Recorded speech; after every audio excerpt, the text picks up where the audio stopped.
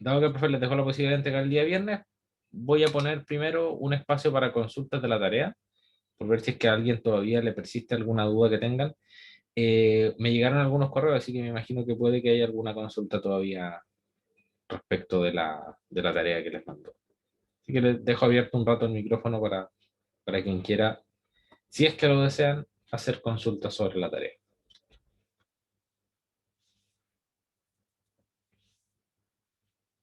Vamos, jueguen. Miguel, voy a aprovechar de hacer una consultita. Buenas tardes.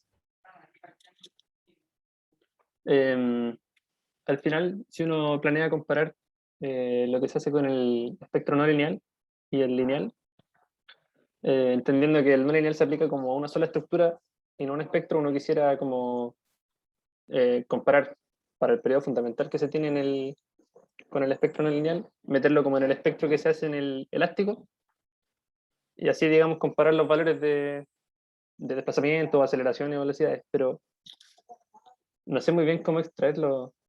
Está ahí muteado por si acaso.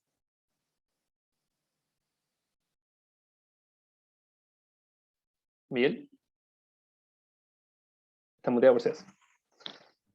Ya, te refieres a respuesta máxima, ¿cierto? A extraer esos valores de respuesta máxima. Claro, Ya, como para poder comparar, digamos, manzana con manzana y no eso. cosas distintas. Eso es súper importante. Sí, yo creo que esa es la opción. Si que ustedes quieren hacer la comparación, bueno, en realidad el programa que el profe les mandó hace las dos cosas al mismo tiempo. ¿Ya? Hace el análisis lineal y hace el análisis no lineal. Entonces, en realidad, para comparar ustedes directamente, porque el profe le mandó ese programa de análisis tiempo-historia, que me parece que ejecuta dos programas. No estoy muy seguro de cómo funciona porque no lo he probado, pero por todo lo que me han comentado, el programa ejecuta y genera tres gráficos, ¿cierto? Este gráfico 1, tenemos también por aquí un gráfico 2 y por aquí tenemos un gráfico 3, ¿ya? Y en el gráfico 3, lo que ustedes tienen son valores de desplazamiento versus tiempo. Entonces, en este gráfico de desplazamiento versus tiempo se observan dos curvas. Una azul, que me parece que es la lineal, y una roja, que es la no lineal. ¿Cierto? Y a todos más o menos les debería quedar algo así, hacia arriba o hacia abajo, en realidad me da lo mismo. Pero la cosa es que hay uno que oscila en torno a un valor que no es cero, y el lineal oscila en torno a este valor que vale cero. ¿Cierto? Entonces tú me dices, mira, en realidad yo lo que estoy obteniendo aquí son efectivamente desplazamientos, ¿cierto? Y yo de aquí podría llegar a extraer mi respuesta máxima para el sistema lineal, o sea, para el sistema no lineal, y comparar esa respuesta máxima con la que yo obtendría del espectro, ¿cierto? Porque el espectro ustedes también lo construyeron, ya sea que se metan en el espectro tetralogarítmico o al espectro en escala lineal, ¿cierto? De periodo versus aceleración, ese espectro el profe se los pide, y este espectro debería haberles quedado algo así, ¿cierto? Una cosa como bien puntúa hacia el principio. Entonces, un espectro de sismo bien tipo pulso, un sismo bien fuerte en un rango muy corto de tiempo, entonces tiene frecuencias muy bajas, o sea, frecuencias muy altas, o sea, tiene periodos muy bajos. Y ahí uno puede ir y decir, ya, aquí entro con el periodo, llegué hasta este punto de pseudoaceleración y con esa pseudoaceleración, si es que la divido por omega cuadrado, entonces obtengo mi pseudo-desplazamiento o mi desplazamiento finalmente, mi desplazamiento máximo. Eso se puede hacer. Eso es efectivamente comparable.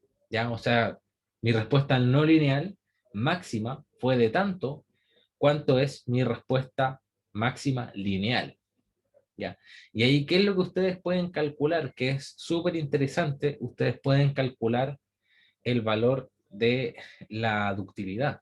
O sea, en realidad el factor de reducción de respuesta R. ¿Ya? El factor de reducción de respuesta R por que en realidad este factor de reducción de respuesta R se calcula, ustedes lo podrán obtener lo tienen por ahí en la diapositiva, pero este factor de reducción de respuesta R se calcula como la pseudoaceleración elástica dividido en la pseudoaceleración inelástica. Entonces ustedes podrían efectivamente calcularle el R a la estructura que están analizando. ¿Cuál fue el R alcanzado? tomando un café, así que no es un copete, por si acaso. Un shot ahí va. Ya está súper útil eso entonces. Justamente lo del R no se me había ocurrido, está genial para ponerlo ahí en la discusión. Claro, porque ustedes, ustedes son lo que están analizando. Ustedes están analizando la respuesta de un sistema lineal que tiene las mismas propiedades. Me parece que dentro del programa la propiedad que se le puede modificar es la frecuencia natural. Me parece que eso es lo que el programa considera como input para correr y darte los resultados. Entonces, si ustedes quieren entrar al espectro, simplemente hacen 2pi partido el omega que les da, que es 17 y algo, creo. Me metí un poco al programa a revisar, creo que por ahí estaba calculado o indicado cuánto era la frecuencia natural de la estructura que tienen ahí en ese sistema. Entonces hacen 2pi partido por omega y con eso obtienen el periodo, y con este periodo entran al espectro y van y calculan. Genial. Eso vamos a hacer entonces. Muchas gracias, Miguel. ¿Ya?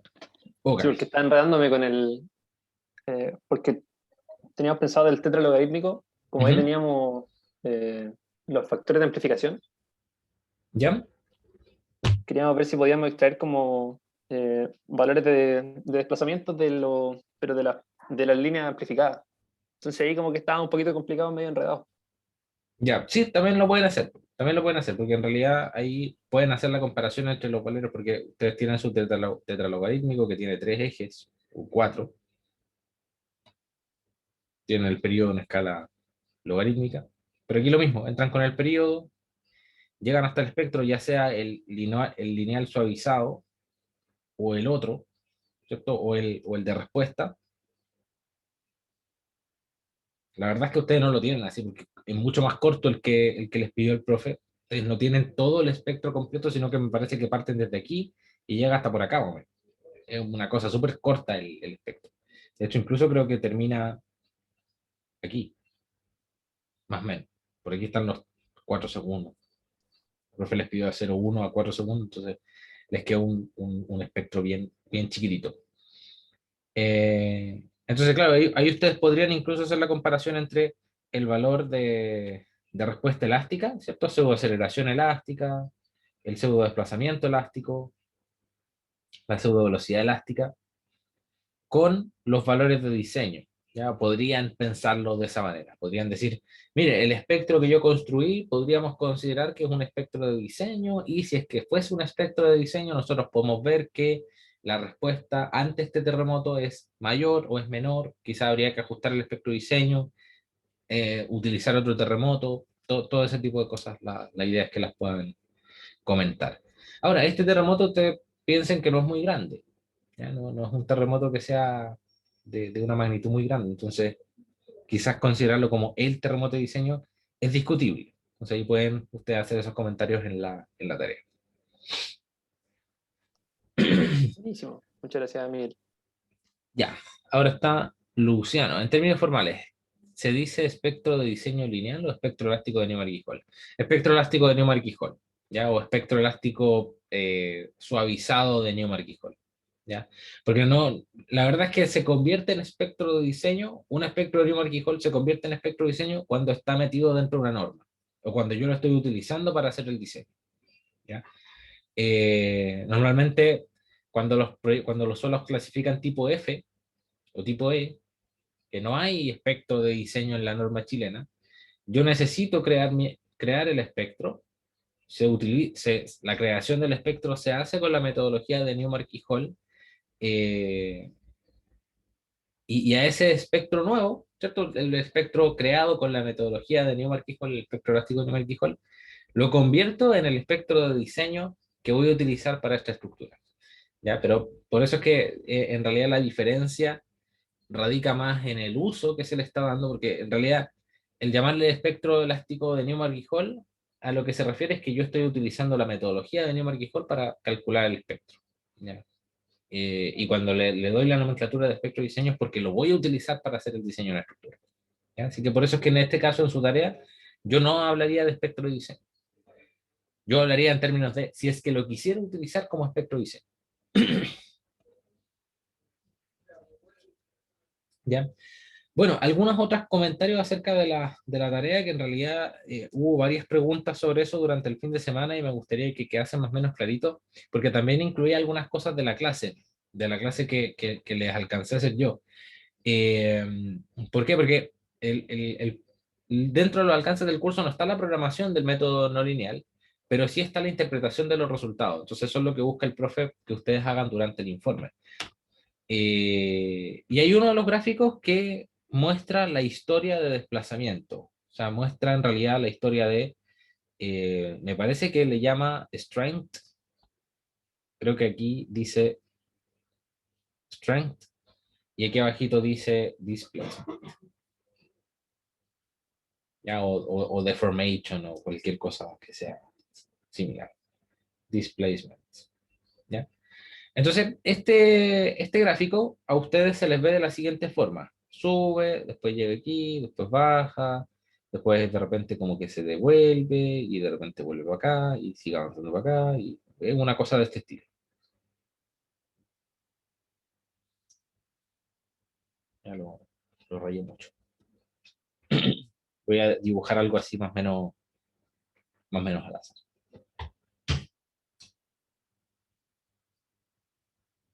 Ya, me Y parece que esa vendría siendo la curva de histéresis. sí, efectivamente. Esta es la curva de histéresis de su estructura. Sí, a esto se le llama, efectivamente, la definición es, esta es la curva de histéresis de la estructura. Entonces, qué es lo que tiene esta cosa? Eh, Aquí se le llama resistencia o fuerza. En realidad, yo quizás lo llamaría como fuerza basal o cortante basal, que es lo que corresponde en su caso, porque ustedes están analizando la respuesta de una estructura de un grado de libertad, ¿cierto? Que tiene una rigidez M, o sea, una rigidez K, una masa M y un coeficiente de amortiguamiento C, sometida a unas aceleraciones de terreno, ¿cierto? Entonces ustedes someten su estructura a esas aceleraciones y obtienen la respuesta. Lo que se está graficando aquí es la fuerza basal versus el desplazamiento. Ya, eso es lo que se está graficando. Entonces, eh, cuál es la cosa? Que la estructura esta, cuando yo analizo la estructura de forma no lineal, entonces no solamente tengo un parámetro de rigidez, sino que tengo, recuerden, o sea, yo no tengo un parámetro de rigidez constante, sino que yo tengo la curva constitutiva. ¿Ya? Y la curva constitutiva podría ser cualquiera de las que vimos en la clase, ¿cierto? Una curva bilineal, o una curva trilineal, o una curva de Takeda, o cualquiera de esas curvas. En este caso particular, la curva de comportamiento de la estructura es una curva elastoplástica perfecta. ¿Ya? Es un modelo de comportamiento que ustedes ya conocen bien, ¿cierto? Ustedes conocen este modelo de comportamiento desde el curso de sólido. A qué material ustedes siempre le asignaban este comportamiento? El elastoplástico perfecto. Al acero. Al acero, ¿cierto? Al acero. Entonces, ¿qué es lo que decimos? Nos comportamos lineal elástico hasta que llega un punto de fluencia. Y ese punto de fluencia, si ustedes entran al MATLAB, está específicamente a las 30 toneladas o a los 30 kilonewton o en la unidad en la que trabaja el programa. ¿Ya? Esto está programado dentro del programa que les mandó el profe como el QGILD. ¿Ya? El profe le puso QGILD en el programita. Si es que ustedes lo modifican, va a cambiar el límite del gráfico aquí. ¿Ya? Este de aquí, aquí me aparece el Q yield.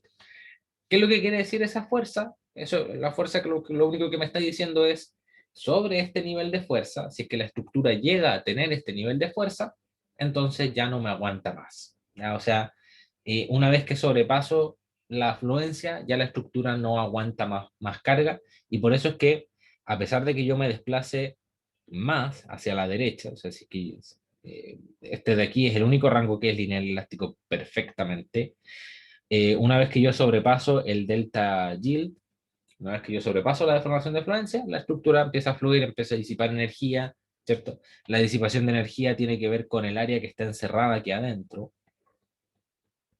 el área que quedó encerrada aquí adentro. La suma de las áreas encerradas para todos los ciclos corresponde a la, a la disipación de energía que va generando el sismo. Recordemos que la energía la medida de la energía se hace en normalmente joules, y los joules son newton por metro. Ya un joule es un newton metro. Esto está en metros, el desplazamiento, por ejemplo. Esto está en, la fuerza puede estar en newton. Entonces, el área que está aquí adentro es una energía. Es una interpretación súper directa de que el área abajo de esta curva es, en efecto, energía. Pero eso es un tema, es un detalle. ¿Ya? Ustedes igual pueden comentarlo en su informe, ustedes pueden decir si se observa disipación de energía o debiese existir disipación de energía en la respuesta por producto de el área encerrada bajo la curva.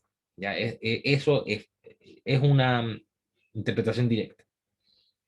Entonces, volviendo un poquito al elastoplástico perfecto. Cuando en un sistema elastoplástico perfecto yo alcanzo la afluencia, si sobrepaso la afluencia, voy a hacer este dibujo en otro lado.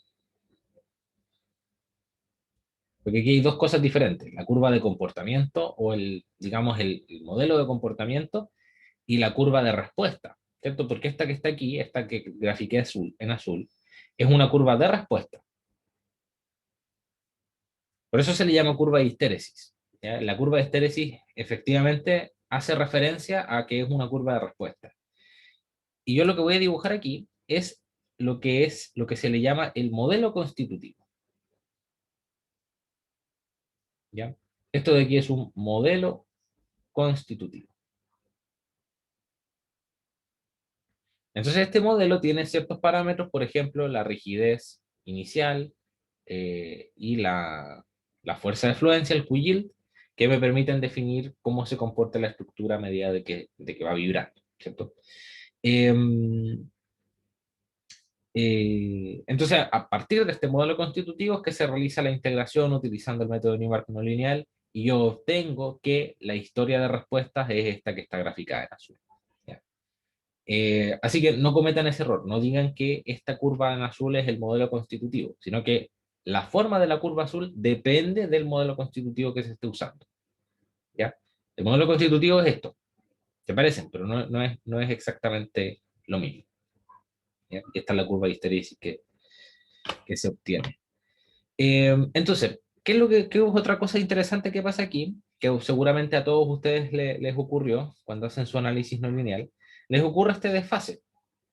Ocurre este desfase que al principio la estructura vibra o, o, o más bien cuando la estructura es elástica, vibra en torno al cero, ¿cierto? Vibra en torno al cero. Pero cuando la estructura es inelástica, como la respuesta en color rojo, la estructura después termina vibrando pero descentrada. ¿Qué es lo que significa eso? Significa daño. ¿Ya? Si mi estructura empieza a vibrar a una cierta distancia de lo que estaba vibrando originalmente, significa que hubo una deformación permanente. Y las deformaciones permanentes necesariamente implican daño. ¿Okay? Entonces, eso es una cosa prácticamente directa que deberían colocar ustedes en sus análisis. La diferencia fundamental entre la respuesta lineal y no lineal es que la respuesta no lineal implica este desplazamiento permanente, y el desplazamiento permanente implica necesariamente daño. ¿Ya? Pero ese daño está asociado justamente a la capacidad de disipación de energía de la estructura. ¿Ya? Y ahí es donde se juntan todos los conceptos. Entonces, ¿cuál es la conclusión? En una estructura no lineal, yo permito que exista daño moderado. ¿Para qué? Para poder permitirle disipación de energía. Si es que no tengo disipación de energía, los parámetros se me vuelven mucho más grandes, ¿cierto? Ustedes prueben, por ejemplo, hagan la prueba de, por ejemplo, cambiar el Q-yield. Este Q-yield háganlo más grande. ¿Qué pasa si es que lo hacen más grande ese Q-yield? Si es que es más grande, la estructura posiblemente no va a tender a entrar tan fácil en influencia. Entonces, si es que no tiende a entrar tan fácil en influencia, posiblemente los valores de respuesta en pseudoaceleraciones los valores perdón, no de pseudoaceleramiento, sino que de fuerza, de fuerza de resistencia en cierto sentido, de corte basal, van a ser mucho más altos. O sea, voy a tener que diseñar la estructura para que resista muchas más fuerzas que las que debería resistir una estructura de tipo no lineal. ¿Ya? Eso, me parece que esos son comentarios interesantes que podrían ustedes agregar a sus trabajos. Eh, Tienen harta libertad para hacer análisis, así que se pueden explayar en eso. No sé si es que hay alguna otra duda que tengan sobre el Y trabajo. Miguel, ¿Sí? eh, Dime. lo que pasa es que para la componente 90 grados me quedaron los gráficos así como los dijiste que tenían que quedar, pero ¿Ya? para la de 360 ya me quedan distintos. Que de haber sido un error en cómo procesé los datos, Es yo que creo, ¿no? depende de qué tan distintos. Entonces, porque distintos, ¿cómo? Te quedan distintos en el sentido de O que sea, los la dos te quedan histéresis iguales, me queda una línea recta nomás. Eh, ¿ya? O sea, esta segunda te queda así, claro, la de los desplazamientos se ve solo una. Creo que es ¿ya? la no lineal, si no me equivoco. Déjame correr. Esto se ve solamente una, Claro, ¿ya? sí. Y esa, sí, claro, la no lineal y en la otra, bueno, la otra se ve normal. El otro gráfico se ve normal. Ya. Este de aquí no lo muestren, ya, ojo, porque ese gráfico está mal hecho. Está Ah, ya. está súper feo. Si es que quieren mostrar algo respecto de eso, divídanlo, porque este gráfico tiene aceleraciones, tiene velocidades, no sé si es que están exactamente igual los órdenes de magnitud, y tiene desplazamientos, ¿ya? Para la estructura no lineal, me parece. Eso no lo hagan, ¿ya? Si que ustedes quieren mostrar aceleraciones, velocidad y desplazamiento, divídanlo en tres gráficos, porque ahí me parece que el profe hizo esa pillería para que ustedes lo hicieran, ¿ya? Desplazamientos, velocidades, aceleraciones, pero grafíquenlo los tres en ejes diferentes, porque si no, no se entiende. ¿Ya? Eso es una cosa. Pero ese gráfico no me dice mucho respecto a lo que me estás comentando ahora. Los otros dos sí, dicen harto. ¿Por qué? Porque ¿qué pasa si es que este es una línea? Y te pregunto a ti, Javier, ¿qué pasa si es que es una línea? Eh, ¿No funciona elástico? ¿Cómo se devuelve? No, pero ojo con... Porque, ¿cuál es la alternativa? Vamos aquí abajo. Recordemos el modelo constitutivo, ¿cierto? Yo parto en 0, 0, ¿cierto? Parto del reposo en la posición 0, 0, y cuando mi estructura se empieza a desplazar, la fuerza es proporcional al desplazamiento, ¿cierto? Eso es la esencia de lo que corresponde al rango lineal elástico, ¿cierto? La fuerza es proporcional al desplazamiento y esta fuerza restitutiva me tiende a devolver la estructura al centro. Entonces, si es que la estructura se mueve como una recta y no se comporta de forma no lineal, es decir, no se me sale de aquí, eso no pasó, sino que siempre estuve metido aquí, ¿cuál es la conclusión que podría sacar? ¿Que no libera energía? No libera energía, ¿cierto?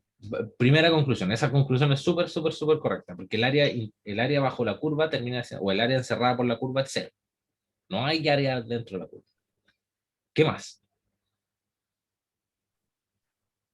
Eh, no se me ocurre qué más, la verdad.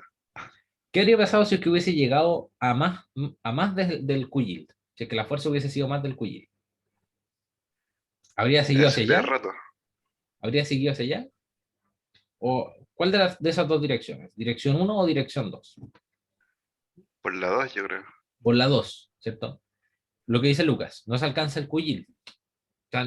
Si es que yo estuve en una línea, significa que nunca alcancé el Q-yield, porque si es que llego a alcanzar el Q-yield, si es que llego a alcanzar el nivel de fuerza, de fluencia, no voy a seguir ese recorrido, sino que voy a seguir este. Y después de ese recorrido, ¿por dónde me devuelvo? Si es que sigo Por hacia el acá, mismo ángulo. con Hacia el abajo. mismo ángulo. Entonces, ¿qué es lo que me genera eso? Me genera un área bajo la curva, cosa que no teníamos recién, ¿cierto? Ah, entonces lo que está pasando es que no estoy alcanzando el Cuyil. Exactamente. Lo que está pasando es Ah, que el terremoto no es lo suficiente, la señal no es lo suficientemente fuerte como para que se alcance el desplazamiento de influencia. Y eso te genera también, que es bastante claro, si es que nunca alcanzaste el Cuyil, si es que nunca alcanzaste la afluencia, ¿hay alguna posibilidad de desplazamientos permanentes? no, No, que siempre me voy a mover en un rango elástico. siempre vas a estar en rango de dinero. Entonces, por eso se te igualan la respuesta lineal elástica con la respuesta no lineal. ¿Ya? Es decir, la respuesta no lineal, y ahí viene una cosa media extraña, cuando tú haces un análisis no lineal, es posible que la respuesta te dé lineal. Si es que tu modelo obtiene una parte que es lineal elástica y nunca superaste el nivel de fluencia, entonces la respuesta va a ser lineal. Entonces, con el programita no lineal, puedes calcular respuestas lineales si es que el terremoto no es lo suficientemente fuerte. Ah, perfecto. Ahí ¿Ya? entendí todo. Gracias, Miguel. Es eso lo que está pasando. Ahora, en el caso contrario, tú nunca, con un programa que está programado lineal, nunca vas a poder obtener respuestas no lineales. Ya, esa es la desventaja del análisis no lineales. Miguel, disculpa. Sí, dale. Lo que acabáis de decir es una duda que tuve pensando varios días igual, ¿Ya? que hagamos no lineal, Ujú. igual solo nos vamos a traer una respuesta lineal. En ese caso, solo dependería del QGIL, o sea, de que la aceleración que estoy sintiendo por el sismo, mi estructura no se experimenta tal dicho corte basal, o sea, no se llega al QGIL. ¿Sería algo así? Exactamente, exactamente. Ahí la cosa es, y justamente un poco la discusión que hay por el chat ahora, porque Matías dice, es muy frágil, no tiene capacidad de formación. Efectivamente, uno podría pensar eso, ¿ya? Uno podría tender a pensar eso. Luciano dice, no creo, se supone que la fluencia es la misma para todas las componentes y queda lineales porque no la alcanzó simplemente, ¿no? Exactamente, ahí hay una cuestión de un poco mirar tanto el terremoto como la curva como la curva constitutiva, ¿cierto? La curva constitutiva me va a decir si es que la estructura es frágil o dúctil, ¿ya? Eso justamente lo que dice Luciano es correcto. Lo único que me dice si es que la estructura fíjense la palabra, si la estructura es frágil o es dúctil, es el modelo constitutivo. ¿Por qué? Porque la curva constitutiva me va a decir si es que yo puedo tener un rango de fluencia amplio o no. Si es que mi estructura, dado que mi estructura tiene un comportamiento elastoplástico perfecto, cuando yo le asigno este comportamiento elastoplástico perfecto, yo lo que estoy diciendo es que nunca alcanza la rotura. ¿Ya? Entonces, ahí evidentemente uno tiene una estructura que es infinitamente dúctil, entre comillas. Teóricamente uno podría alcanzar desplazamientos infinitos hacia la derecha, eh, y nunca llegar a un punto de rotura. Pero evidentemente uno tiene que llegar y decir, mira, en realidad mi desplazamiento máximo en el que la cuestión ya falla está por acá. Este sería mi desplazamiento máximo.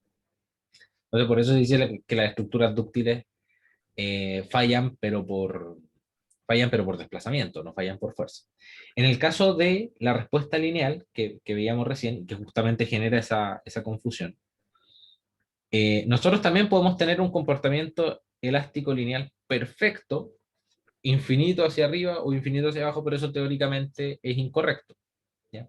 Eso es efectivamente, o sea, no es que sea incorrecto, pero no es real, ¿cierto? No es realista considerar que uno puede alcanzar que los desplazamientos y las fuerzas van a ser proporcionales infinitamente, ¿cierto? Eh, entonces ahí lo que uno tiene que hacer es incluir un punto de rotura, ¿cierto? Incluir un punto de rotura. Entonces, si es que el punto de rotura y el punto, eh, digámoslo de la siguiente manera, si es que el punto de rotura está muy cerca del rango lineal, significa que la estructura es frágil. ¿Ya? Pero tengo que incluir la denominación de la rotura. ¿Ya? Entonces, por eso es que ustedes en su informe no pueden analizar la estructura desde el punto de vista de si es que tuvo un comportamiento frágil o dúctil, porque nunca hablaron de cuándo se alcanza la rotura. ¿Ya? Su estructura nunca llegó a fallar.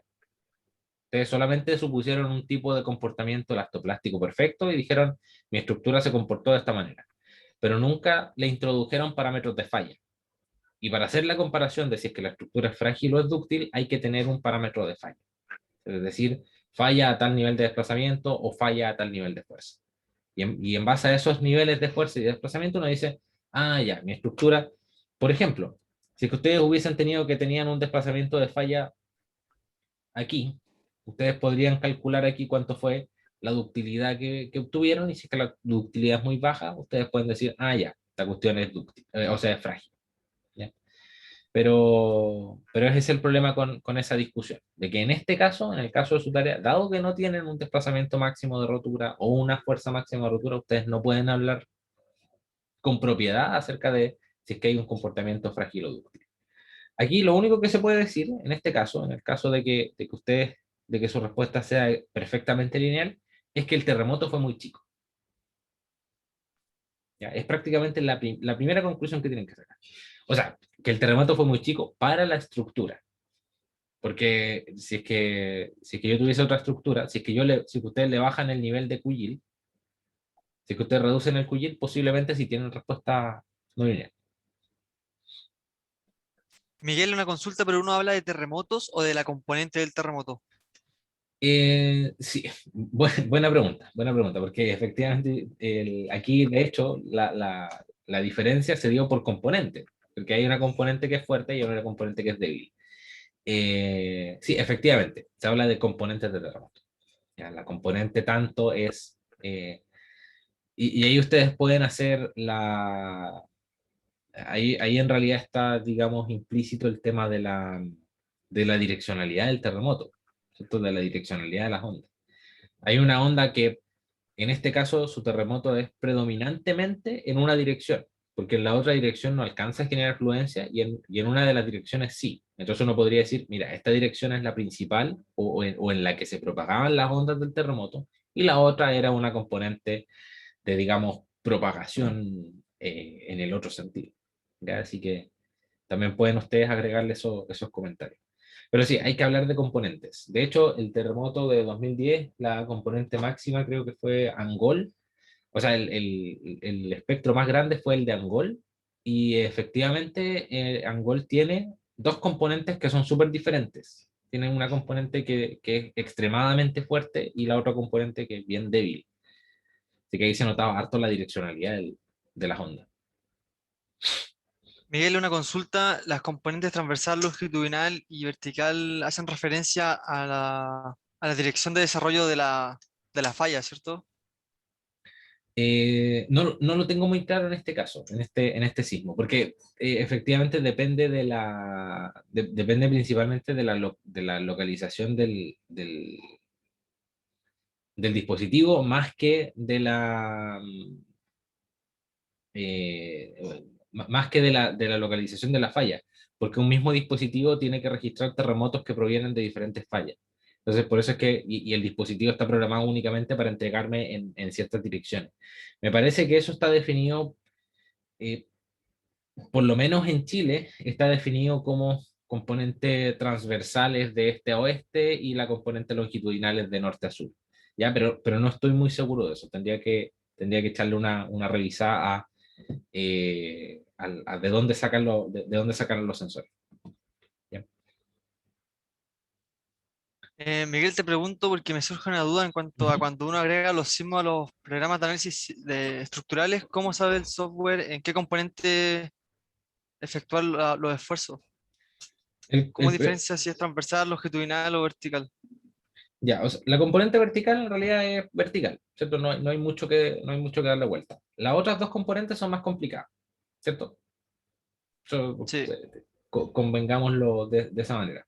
En realidad la componente vertical yo la puedo agregar como puedo no agregarla, porque normalmente bueno, es un tema en estudio en realidad, y sobre todo las estructuras con aislación sísmica tienen el problema de que las componentes verticales tienden a generar algunos problemas, pero normalmente para los estudios de estructuras comunes y corrientes, la componente vertical ni siquiera se considera en el análisis, ya no es parte de.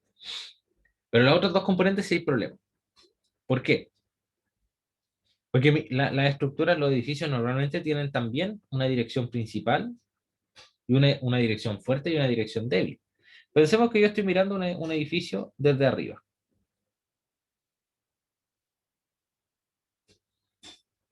Oye, que están interesantes las preguntas. Pensemos que yo estoy mirando este edificio desde arriba. Es un edificio súper raro, ¿cierto? Yo tengo aquí un par de muros T y tengo unas columnas. Este edificio tiene dos direcciones. tiene una dirección X y tiene una dirección Y. Entonces, y mi terremoto también tiene dos direcciones. Tiene un sismo en X y tenemos un sismo en Y. Y tenemos el sismo vertical, pero el sismo vertical dijimos que en realidad es vertical, no tiene otra componente. Entonces, ¿cómo las asigno? ¿Cómo yo asigno a qué componente con qué lado? Porque yo a priori no sé cuál de estas dos es más fuerte, ¿cierto? El terremoto puede venir en cualquier dirección. Entonces, para yo poder ponerme en todos los casos, lo que se hace es agregar combinaciones de sismos. Entonces, si es que yo quiero hacer un análisis de tiempo-historia de esta estructura, lo que voy a hacer es colocar la componente X y la componente Y por acá del sismo, y luego voy a hacer otro análisis agregando la componente Y la componente X. ¿Ya? Entonces, para poder analizar un puro sismo y ponerme en la mayor cantidad de casos posible, se hacen los dos casos. ¿Ya? Esa es la solución que hay hasta ahora del problema de la direccionalidad del sismo. Simplemente uno utiliza dos direcciones ortogonales y agrega el terremoto en esas dos direcciones. Eh, pero efectivamente puede caber la posibilidad que en realidad esto haya sido así, por ejemplo. Que el sismo en dirección X o que las ondas en dirección X se propaguen, pero en diagonal. ¿Ya? Pero ese tipo de análisis no se hacen porque se considera que normalmente la respuesta de la estructura va a estar condicionada a las direcciones principales, ¿cierto? A la dirección fuerte y a la dirección débil. Y en la estructura es relativamente común encontrarse con esas dos direcciones bastante bien definidas. Ok, gracias Miguel, ahí me quedó ¿Ya? claro. Ok, súper. Entonces, en el caso de ustedes están analizando la misma estructura frente a los dos terremotos diferentes, pero ustedes también podrían considerar que, por ejemplo, su estructura es simétrica. Entonces, ustedes están analizando la respuesta a la estructura en las dos direcciones, en las dos direcciones, en dos direcciones diferentes. ¿Ya? Siendo que es simétrica, el terremoto llegó en un sentido y también llegó en el otro sentido. Entonces, ustedes analizaron las dos componentes de forma separada. Eso. ¿Alguna otra consulta? No sé si es que respondí todas las del chat. Yo, Miguel, yo tengo una consulta. Dime. Ya, bueno, primero yo quería justamente que nos pudiera contar como qué análisis poder hacer, pero creo que esto, ya con todo lo que nos comentaste, sería como eso a grandes rasgos los puntos que deberíamos como tomar, ¿o no? Sí, sí, más o menos esos serían los puntos de análisis. La verdad es que podrían haber otros, pero me parece que es como mucho. Ya. Y me quedó la única duda con el factor de reducción de respuesta, con el R, Ujú. porque claro, y lo podemos calcular, pero no recuerdo que en algún momento nos hayan dicho qué representa que nos dé, no sé, en tal rango o en tal rango, entonces no sé si eso no me pudierais como explicar. Ya, claro, porque ustedes lo pueden calcular, pero les puede dar 10 o les puede dar Claro, 5 o les puede dar entonces, 2. Como, ¿qué significa ese número? sí, ¿qué significa eso? Exacto. Ya, mira, para que lo tengan más o menos presente, los rangos de el factor de reducción de respuesta R, ustedes los pueden ir a visualizar a la norma, ¿ya? Como para que tengan una referencia de qué documento lo están sacando y que no sea una cosa de así como que ustedes se sacan el dato de debajo de la mano. Déjeme proyectar aquí la norma rapidito para mostrarles más o menos. Este R sería, o uno podría pensar en utilizar un R más o menos el R correspondiente al análisis estático equivalente, porque el R del análisis modal espectral, que lo vamos a ver en la próxima ayudantía, seguramente vamos a entrar en análisis modal espectral. eh, el R del análisis modal espectral está demasiado sobreestimado, porque llega hasta 11. Eso es como mucho. Ya, déjenme aquí meterme a la norma.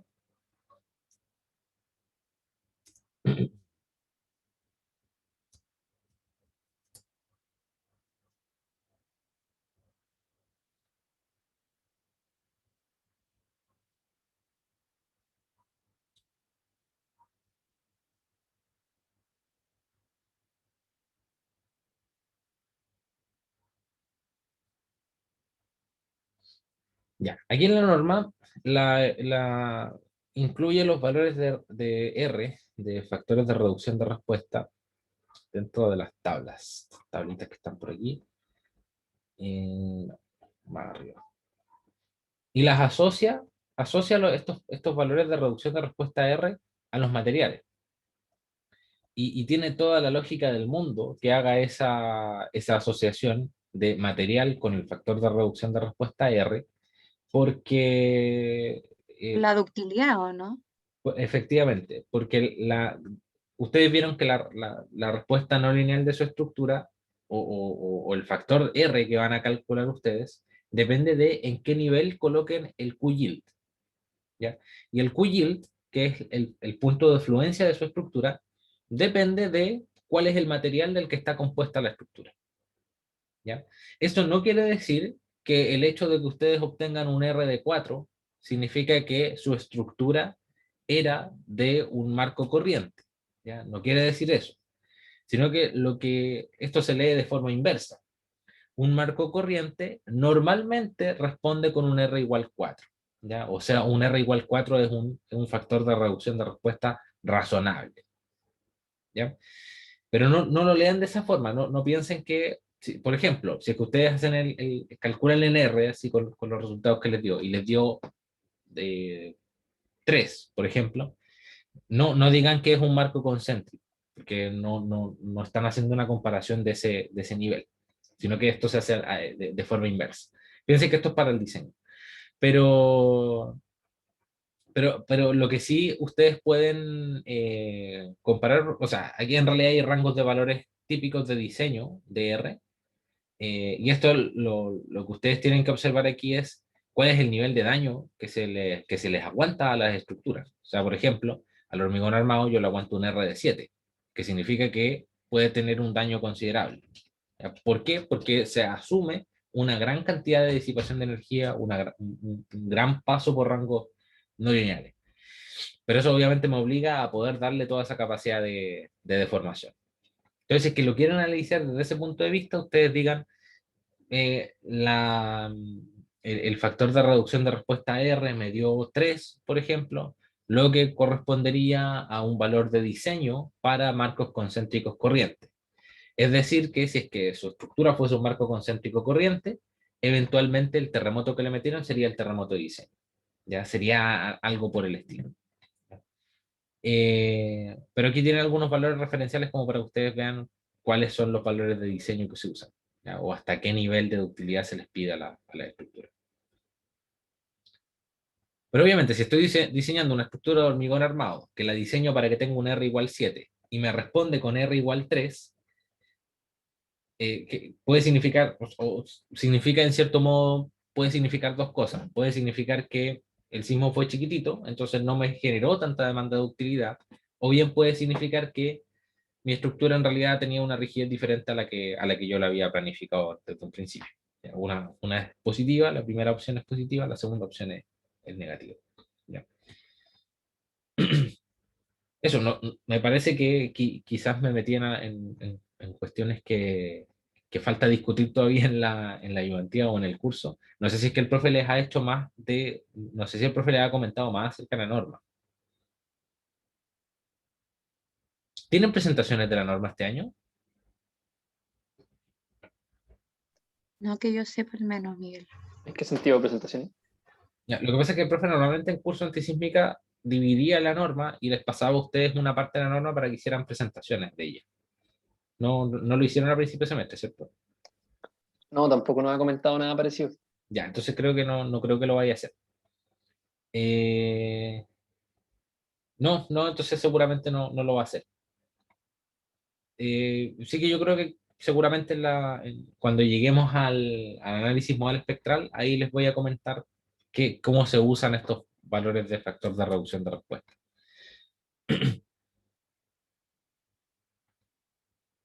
Pero es eso, espero Ya. no haberlo, espero no haberles agregado demasiada información, que de repente un exceso de información confunde más que ayuda. No, pero está bien, yo creo que al menos, hasta ahí al menos, yo creo que está bien como para alcance. Y Ya. la otra duda que tenía era respecto a lo que nos comentabas de los gráficos de la aceleración, velocidad y desplazamiento. El Ujú. tema de separarlos nos recomienda, bueno, es para los tres, pues, para 90, 360 y para el vertical, ¿o no? Sí, sí, lo que pasa es que si es que no los quieren separar, en realidad no es ni siquiera necesario que los presenten como gráficos en sí. Si es que no me equivoco, el informe, la tarea o el enunciado de la tarea no indica nada explícito de tiene que tener tal, tal, tal y tal gráfico. ¿Ya? Así que en teoría ustedes podrían directamente omitir eso si es que no lo van a comentar. Porque si no tienen comentarios que hacer respecto al gráfico, ¿para qué agregarlo? Pero si es que ustedes van a agregar comentarios así como de la aceleración máxima fue de tanto, la velocidad máxima fue de tanto, el desplazamiento máximo fue de tanto, ahí sí los podrían agregar y dividirlos. Y claro, por componente, por componente. Ahí lo que les recomendaría sería quizá, bueno, en realidad que lo que les recomendaría sería, en lugar de que ese fuese un plot, hacerlo como un subplot. ¿Ya? Agregarle un subplot que les divida ahí entre ejes. Ah, ya, perfecto. Ya, sí, te entiendo. Ya, Miguel, muchas gracias. Ya.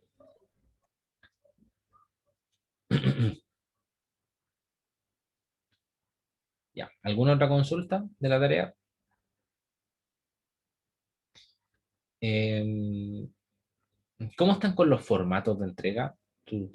¿Les gustan sus formatos de entrega? Que ya están llegando a los niveles de pre-tesis, ya tienen que preocuparse de los formatos de entrega.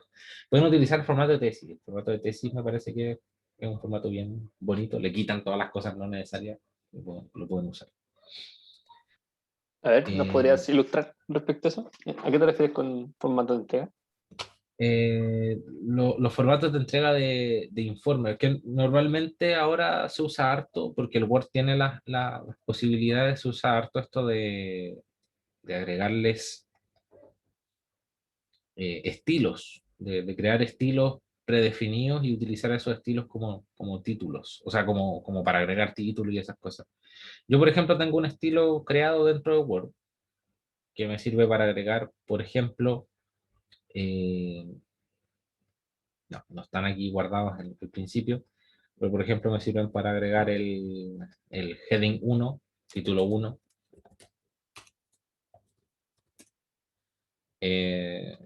Voy a ir al heading 2 para un título de nivel 2.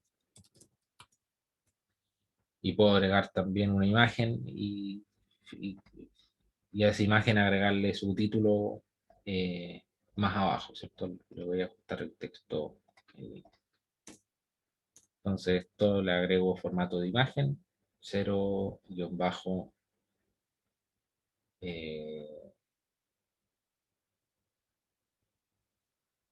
figura, y bajito la figura agrego el 0 figure caption.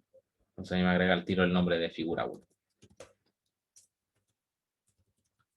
Entonces, si ustedes quieren, les puedo mandar un documento de este tipo, cosa que les tenga guardados los estilos aquí que yo tengo, que son bien fáciles de usar en realidad. Entonces eso les reduce caleta el rato que tienen que estar pasando, aplicándole formato al informe. Por si es que lo necesitan. ¿Ya? Sí, estaría bueno, Miguel. Sí, Miguel. Muchas gracias, pero sí. Ya. Voy a agregar aquí, la verdad es que me parece a mí que el documento se comparte con todos los estilos. Así que voy a guardar uno y se los dejo subidos en el aula. ¿Ya? Eso. ¿Alguna otra consulta más? No es que me esté apurando por pasar a la segunda mitad de la ayudantía, sino que quiero que se vayan todas las dudas. Formato, informe.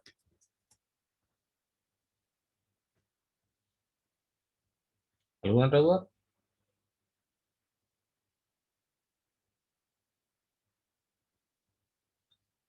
Ya. Entonces, Yo tengo una duda, Miguel, dale. que más que con la materia, con los contenidos, es con el enunciado, que dice que tenemos que procesar los datos en n filas, no, en dos Ya. filas y n columnas. y bueno, nosotros lo tenemos en 2 columnas y n filas. No sé si acaso nos va a restar puntos por eso o da lo No, mismo. no, lo que pasa es que ahí el profe les... A ver, déjame abrir el enunciado de todas formas para ver si es que efectivamente eso a lo que te refieres. Porque lo que pasa es que el profe todos los años utiliza el mismo enunciado, pero les cambia el signo. Entonces, el sismo, como es diferente, de repente el formato en el que se entregan los datos no es exactamente el mismo. Entonces, dentro de este cuadradito de color en donde el profe les indica cuál es el formato en el que está el terremoto, hay una parte en donde dice que tienen que crearse una subrutina, una cosa así. No sé si es que es a Claro. eso a lo que te refieres. Sí, pues porque nosotros no procesamos los datos con MATLAB, como dice ahí, sino que lo hicimos con el Seismo Signal y bueno, no usamos eso, entonces no sé si nos van a restar puntos por no usar la rutina en MATLAB. No debería. No debería restarles puntos porque el formato de los datos, los datos en realidad de este terremoto de Tocopilla, no sé si lo estoy proyectando ahora, no, todavía no. Ahora sí. Los datos de este terremoto de Tocopilla están sacados de las estaciones de las estaciones instaladas por el Servicio Sismológico de Chile, ¿ya? Entonces de la Universidad de Chile. Y esos datos son los únicos que hay de esa estación en particular. Y esos datos están ordenados como dos columnas. Ya en una columna, o sea, en realidad como una columna de aceleraciones, porque el formato a ustedes se los entregan de esa forma. Entonces no tiene sentido hacer esto. Ya no tiene sentido hacer ese proceso de generar la rutina en MATLAB que les calcule, que los ordene de forma vertical.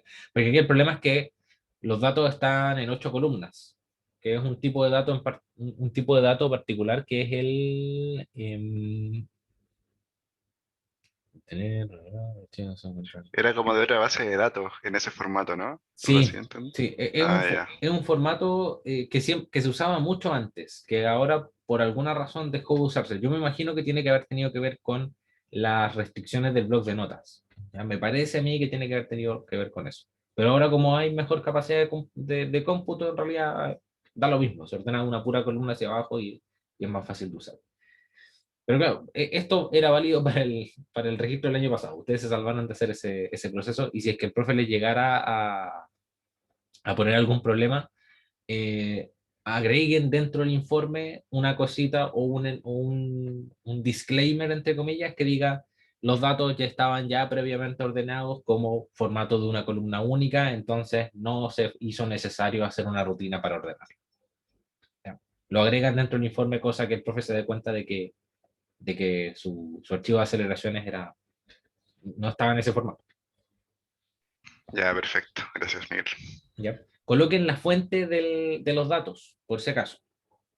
Coloquen la fuente, cítenla por ahí, digan la fuente de los datos es tanto y agregan la referencia a la página web de donde lo sacaron.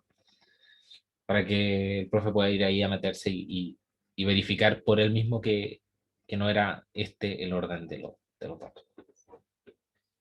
¿Ya? ¿Alguna otra consulta? Yo creo que después de esto paramos y seguimos en el siguiente bloque. Nos damos unos 10 minutitos de break y seguimos en el siguiente bloque con lo que es el análisis modal. Me voy a adelantar un poco al profe para no tener que estar retomando cosas después más adelante. O sea, para no tener que estarnos apurando después. Ya, sí, Miguel, porque más encima yo creo que eso es lo que sentimos con este informe, como que, claro, hay harta información y entre más podamos tener mejor. Y si con el próximo punto que veamos en el ramo podemos hacerlo, maravilloso. Así que súper. Claro, en realidad lo que viene ahora me imagino que debe ser el proyecto final, que no sé si es que se los publicó. Todavía no se los publica, ¿cierto? Parece que sí. Ya. Sí, porque ya entonces desde ahora ya lo podemos empezar a trabajar y idealmente dejar uno de los dos bloques para trabajo grupal. Entonces, así están trabajando y yo me voy dando vueltas por los grupos con esta herramienta del Zoom que permite crear grupos.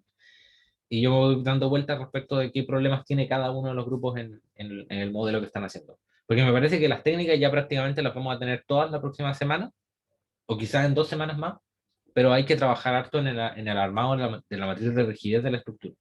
¿Ya? Así que eso Eso es lo que me gustaría que trabajáramos al tiro, cosa de ir depurando esos modelos. ¿Ya? Eso, entonces, volvemos a las 5, a las 5, ¿cierto? No, pues a las 4. A las 4 volvemos, estoy matando la hora. Volvemos a las 4 con la segunda parte que vendría siendo del análisis modal.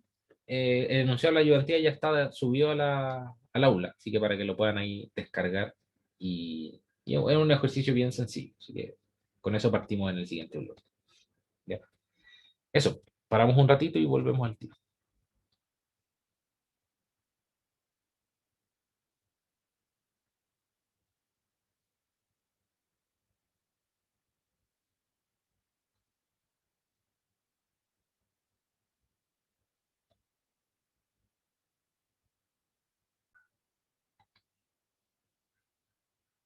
Voy a proyectar la diapo.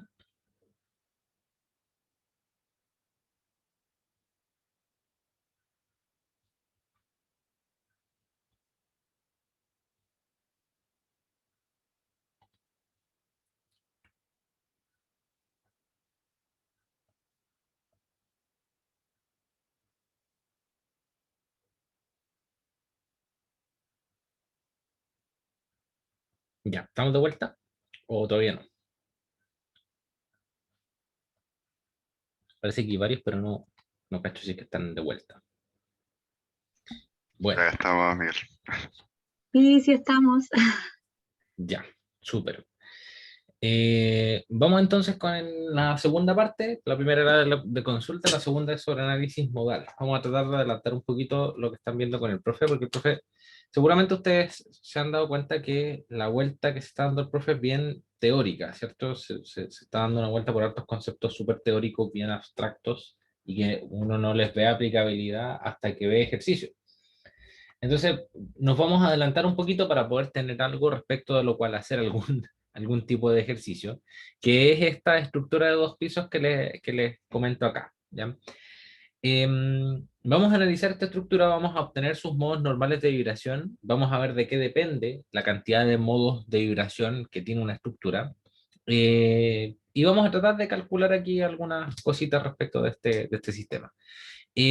Voy a tratar de ir haciendo los cálculos con el mismo MATLAB, que en algún momento se los comenté, posiblemente les puedo mostrar cómo se utiliza en alguna ayudantía posterior, pero lo principal para mí en este caso es tratar de ahorrarnos un poco o lo puedo hacer con el MATLAB, tratar de ahorrarnos un poco el cálculo numérico. Ya no quiero estar calculando las cosas con la calculadora a mano, así que voy a estar usando algún programa de apoyo para hacer esos cálculos.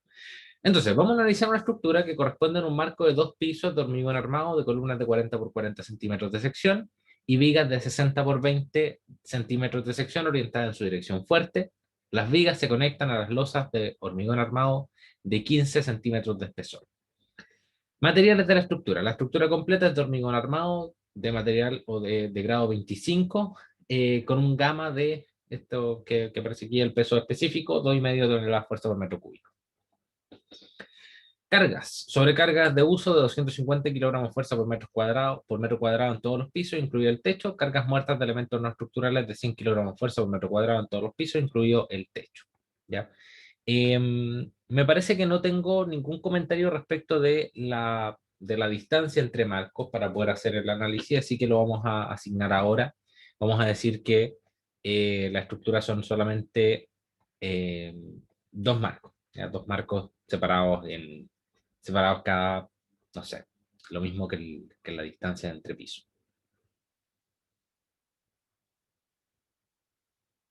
Ya, vamos a definirle aquí alguna geometría utilizando la pizarra.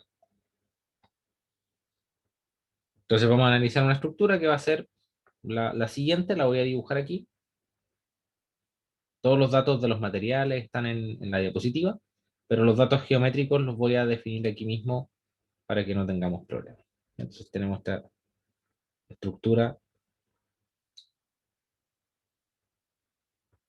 que va a ser este marco de dos pisos. Tenemos la losa del segundo piso y tenemos la losa del primer piso. Ya. Entonces, esta estructura, si es que nosotros la vemos desde aquí hacia allá, esto lo vamos a analizar solamente en una dirección, pero esta estructura, si es que la vemos en esa dirección de la flecha, no, nos va a quedar que es simplemente un marco de 2 pisos, ¿cierto? Vamos a considerar que las losas son infinitamente más rígidas que las columnas para poder hacer nuestra primera aproximación al análisis modal y para poder interpretar un poco los resultados del análisis modal. Así que tenemos ahí nuestras 2 losas de piso. A las columnas les vamos a dar una altura de 3 metros. ¿Ya? Y este de aquí sería piso 2. Y este de aquí sería piso 1. Ahora, ¿de qué se trata el análisis modal? El análisis modal, vamos a hacer una pequeña introducción antes de... Pero el análisis modal se trata de subdividir la estructura, la respuesta de mi estructura de varios grados de libertad, en varias respuestas de sistemas de un grado de libertad, que después se superponen utilizando la fórmula que nosotros tenemos acá. ¿Ya? En esencia, ¿qué es lo que estoy haciendo? Estoy convirtiendo mi estructura de 2 pisos, que es la que tenemos aquí, la vamos a convertir en 2 estructuras de 1 piso. ¿Ya? Y a cada una de estas estructuras yo le voy a obtener su modo fundamental de vibración, ¿cierto? Su raíz de K partido por M, su frecuencia fundamental de vibración. Y con esos valores, después yo voy a devolverme hacia acá y voy a poder calcular la respuesta de mi sistema de varios grados de libertad. ¿Ya? Entonces, cada uno de estos sistemas de un grado de libertad equivalentes tiene uno que se llama un modo de vibración. Entonces los vamos a tener que identificar utilizando una pequeña fórmula. Ya no voy a entrar en el detalle matemático de dónde salen las fórmulas, sino que nos vamos a ir más a lo práctico para ir calculando. Ahora, la intención del análisis modal es, por ejemplo, aquí nosotros tenemos una estructura de 3 pisos. Cada uno de los modos va a quedar representado por un vector que va a contener la forma del modo. ¿Ya? Entonces, por cada uno de los grados de libertad, yo voy a tener un valor que va a representar un desplazamiento, comillas, desplazamiento del modo. ¿Cierto? Entonces, aquí tenemos nuestro primer modo de vibración que, perdón, no sé si es que estoy compartiendo. Ah, disculpen, no estaba compartiendo. Voy a compartir simplemente la pantalla para no tener el problema mismo de no estar mostrándoles lo que quiero. ¿Ya? Entonces aquí tenemos nuestra estructura, tenemos 2 columnas, o sea, la altura de entre pisos de 3 metros, losas vamos a considerar que tienen rigidez infinita, ¿ya? I igual a infinito. Pero nuestra estructura es ese marco, son 2 marcos separados a 6 metros. Vamos a decir que están separados ya 6 metros. Ya, entonces, de esta estructura yo voy a convertirla, entre comillas, a 2 sistemas de un grado de libertad. Y los voy a analizar con el análisis modal. ¿Ya? Entonces, si es que yo tuviese una estructura de 3 grados de libertad, la respuesta de esta estructura la podría subdividir en la respuesta de 3 sistemas de un grado de libertad, que son estos 3 que están acá, que tienen cada uno una forma modal. ¿Ya? La forma modal justamente corresponde a unos ciertos desplazamientos, entre comillas, que pueden ser para un lado o para otro, pero que definen la forma de vibración. ¿Ya? Y es literalmente forma de vibración, como cómo vibra la estructura. Si es que todos los pisos vibran para el mismo lado al mismo tiempo, ¿cierto? Ese es el primer modo, que todos los pisos vayan siempre para el mismo lado. O que hayan pisos alternados. Fíjense que aquí arriba, el último piso, ustedes pueden ver que está alternado. Van los 2 primeros pisos hacia un lado y el tercero hacia el otro. Entonces, el modo de vibración es de esa manera. ¿Cierto? Vibra hacia un lado, vibra hacia el otro, vibra hacia un lado, vibra hacia el otro. Y el último en el que los 3 pisos están desacoplados, ¿cierto? En el que los 3 pisos están moviéndose cada uno por su cuenta prácticamente, ¿cierto? Ustedes pueden ver ahí que el primer piso va para un lado, el segundo va para el otro, el tercero va para el otro. Pero ¿cuál es la gracia de esto? Que yo puedo obtener respuestas en el tiempo para cada uno de estos 3 modos, y si las superpongo entre ellas, si es que las sumo, voy a obtener la respuesta de mi estructura completa, ¿ya? Siendo los phi, estos vectores phi son las formas modales y los q son la respuesta en el tiempo de cada uno de los sistemas de un grado de libertad que yo estoy creando. Para poder calcular los phi, nosotros tenemos que resolver este problema de aquí, ya que es un problema de valores propios. ¿Ya? M a la menos 1 por K menos omega cuadrado por I, o sea, omega sub I al cuadrado por I, por phi sub I igual 0. donde el omega sub i al cuadrado es la frecuencia fundamental del modo, ¿cierto? El omega sub i es la frecuencia fundamental del modo. Normalmente, o a veces ustedes lo van a encontrar que el omega sub i al cuadrado lo denominan como lambda, simplemente, porque es la forma estándar de resolver los sistemas o los problemas de valores propios. ¿Ya? Pero en este caso representan algo físico que es la frecuencia natural del sistema. Para que este sistema tenga alguna solución que sea, digamos, que no sea nula, ¿cierto? Para que los phi tengan alguna solución no nula, yo necesito que el determinante de la matriz que está a la izquierda sea igual a 0. ¿Ya? El determinante de esta matriz que está aquí va a ser igual a 0. Entonces, mediante la resolución del determinante de esta ecuación que yo estoy mostrando aquí, ¿cierto? Mediante la ecuación de este determinante, yo voy a poder obtener lo que son mis frecuencias naturales, y a partir de mis frecuencias naturales voy y obtengo los valores propios, ya los phi. Entonces vamos a hacer un ejercicio a mano, primero, como normalmente lo hacemos en la ayudantía, que vaya clarificando un poquito los aspectos teóricos del tema. Entonces lo que nosotros tenemos que resolver es nuestro problema de valores propios. ¿Ya? ¿Qué es lo que tenemos que resolver? M a la menos 1 por K, menos el omega al cuadrado por la matriz de identidad, por phi igual 0. ¿Ya? Y este omega le voy a poner omega sub i, y a este phi le voy a poner phi sub i, porque van a representar el omega de uno de los modos de vibración o el phi de uno de los modos de vibración. ¿Okay?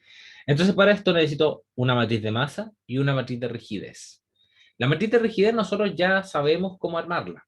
La matriz de masa, ¿ustedes sabrían cómo armar la matriz de masa de esta estructura?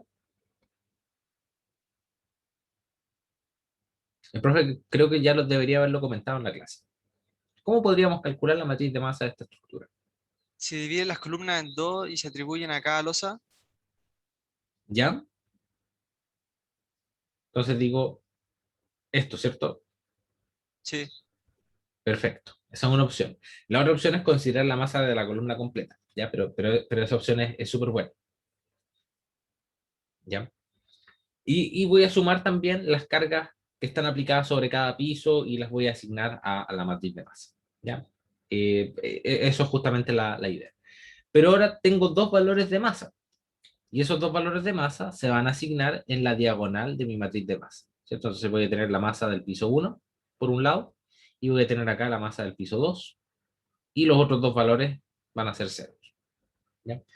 La matriz de rigidez la vamos a calcular en un momento. Partamos con la matriz de masa y después nos tiramos con lo que es el cálculo de la matriz de rigidez.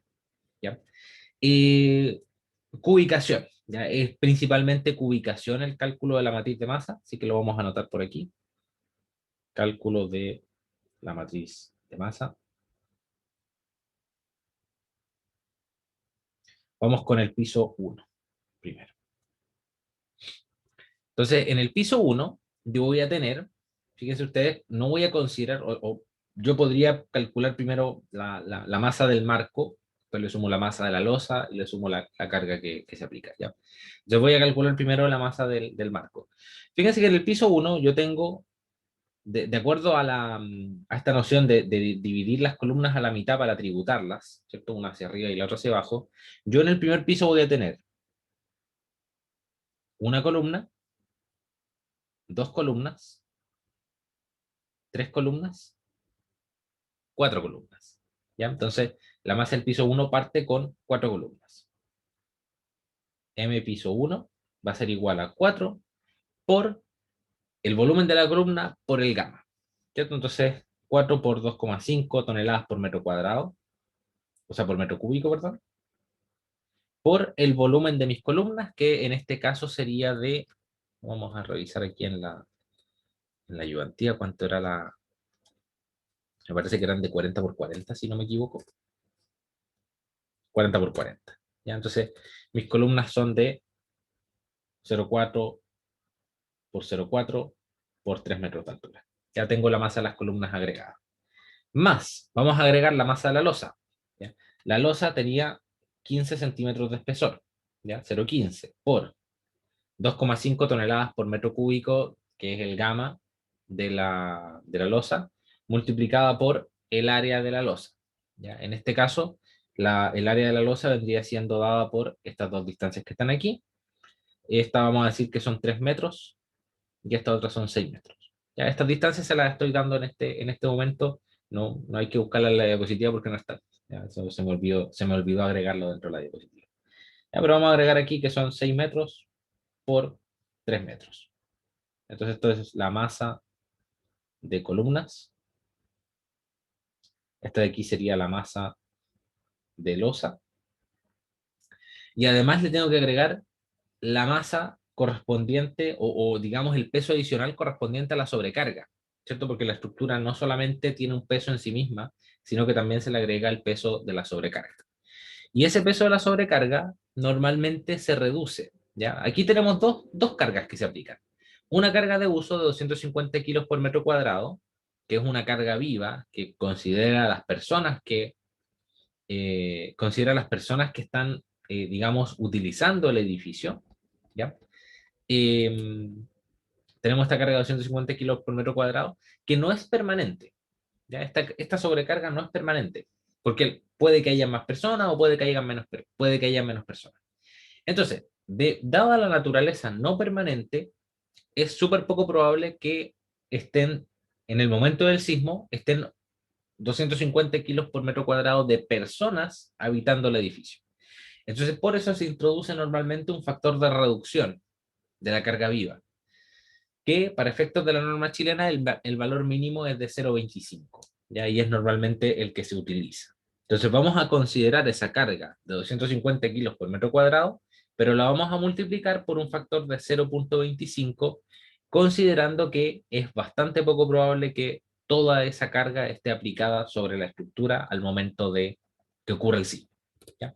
Entonces aquí vamos a agregar 0,25, ¿cierto? Este es un factor de reducción de la carga viva, multiplicada por, son 250 kilos por 250 kilos por centímetro cuadrado, estos son, estos son por metro cuadrado. ¿Ya? No le hagan caso a los centímetros, estos son por metro cuadrado porque si no sería extremadamente mucha carga. Eh, Son 0,25 toneladas por metro cuadrado. 0,25 toneladas por metro cuadrado. Y se multiplica por el área de la losa, que vendrían siendo 6 por 3 metros. ¿Ya? Esto sería entonces masa de carga viva. ¿Ya? ¿Se entendió más o menos la lógica de la carga viva?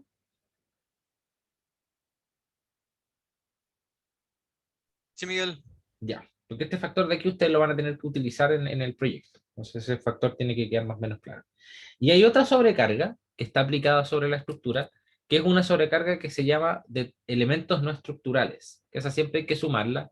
Normalmente un valor típico de esta sobrecarga son 100 kilogramos fuerza por metro cuadrado o 150 kilogramos fuerza por metro cuadrado, dependiendo del nivel de terminaciones de la estructura. ¿Ya? Esto considera tabiques, terminaciones, lo cerámico, el piso, los muebles permanentes y todas esas cosas, ¿ya?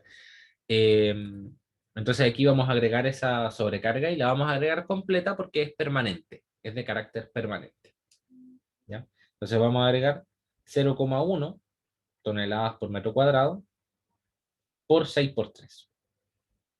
Entonces con eso tenemos nuestra masa del piso 1. Ya vamos a irnos a MATLAB y vamos a ir agregando esos. ¿Ya? M piso 1 va a ser igual a 4 por 2.5 por 0.4 por 0.4 por 3 más 0.15 por 2.5 por 6 por 3 más 0.25 por 0.25 por 6 por 3 más 0.1 por 6 por 3. Ya esa sería la masa del piso 1. Vamos a copiar esto, vamos a pegarlo aquí abajo, porque la masa del piso 2 es más o menos lo mismo, ¿cierto? ¿Cuánto sería la masa del piso 2? Vámonos de nuevo aquí a la pizarra para... O sea, en realidad estoy compartiendo pantalla, así que simplemente me cambio vista. En el caso del piso 2, lo voy a marcar en rojo. Nuevamente tenemos la losa completa, entonces la masa de la losa queda igual, pero aquí en este caso tenemos media columna, una columna, una y media columnas, dos columnas. Entonces tenemos dos columnas en lugar de cuatro. Igual tenemos también lo que es terminaciones y, y carga viva, también se aplica al piso 2. Entonces, en ese caso, ya vamos a agregar aquí el igual por si es que tenemos el resultado. Pero en este caso lo único que cambiaría sería la masa de las columnas, que son los elementos estructurales. Ah, me falta también la masa de las vigas. Nadie me dijo, ¿y qué pasa con las vigas? Vamos a agregarle también la masa de las vigas. En una pura dirección porque son esas las vigas que son más importantes. Ya me falta la masa de esa viga, de esa viga, de esa viga y de esa viga. Ya vamos a agregarlas de todas formas. Ya, las vigas son de 6 por 20, son de 60 por 20, de 3 metros de largo y de 2,5 toneladas por metro cúbico de, de peso propio. ¿Ya? Entonces vamos a agregar aquí más 0,6 por 0,2 por 3 por 2,5. Esa sería entonces la masa de las vigas. Lo voy a dejar anotado dentro de la pizarra, cosa de que ustedes cuando vean esto después eh, vean a qué corresponde cada término. ¿Ya? Esta sería carga, elementos no estructurales. ¿Ya? Van a ver que en realidad la mayor parte del trabajo se basa en esto, ¿cierto? En el cálculo de la matriz de masa, la matriz de rigidez, y después todo fluye bastante rápido si es que uno lo hace con máquina. ¿Ya? Entonces, para la masa del piso 2, voy a copiar la misma fórmula que tengo aquí arriba, y en lugar de 4 columnas le voy a colocar que son 2. ¿Ya? Simplemente eso.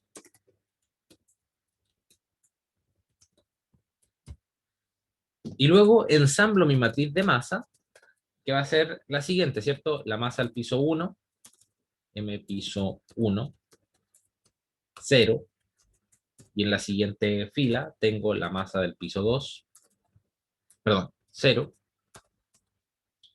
y la masa del piso 2. Ya, digámosle que me la muestre para poder ver cuál es el resultado, y lo anotamos en la pizarra.